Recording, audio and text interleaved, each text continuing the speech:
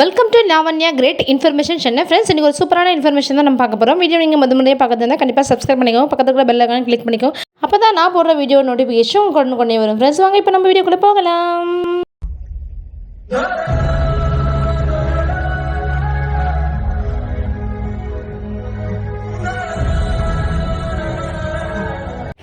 இன்றைக்கி நம்ம பால் பற்றி தான் ஒரு இன்ஃபர்மேஷன் பார்க்க போகிறோம். பால் அப்படின்னாலே ஞாபகத்துக்கு வருது, பால் ஒரு வெண்மையான நிறம் அப்படின்னு தான் நம்மளுக்கு ஞாபகத்துக்கு வரும்.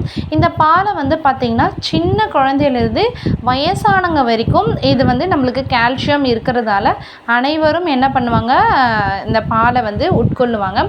இது எல்லாருக்குமே ஒரு தெரிஞ்ச விஷயந்தான்.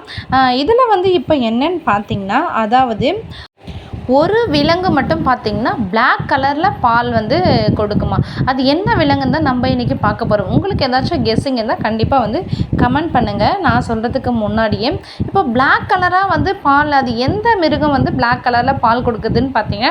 அதாவது நம்ம நாட்டில் பார்த்திங்கன்னா 6400 பாலூட்டிகள் இருக்குது. ஸோ 6400 பார்த்திங்கன்னா ஒரு விலங்கு மட்டும்தான் நம்மளுக்கு இந்த பிளாக் கலரில் பால் கொடுக்கும். அந்த விலங்கு எதுன்னு பார்த்திங்கன்னா, அதாவது இங்கே பாருங்கள், இந்த காண்டாமிருகம் தான். இந்த வகையான காண்டாமிருகம் தான் பார்த்திங்கன்னா பிளாக் கலரில் பாலை சுரக்கும். இது பார்த்திங்கன்னா ஒரு வருடத்துக்கும் மேலாக ப்ரெக்னெண்ட்டாக இருக்கும். இந்த பிளாக் கலராக பால் தர விலங்கு நிறைய பேருக்கு ஒரு தெரியாத ஒரு விஷயமா இருக்குது. ஸோ இது ஒரு ஜிகே கொஷின் தான்.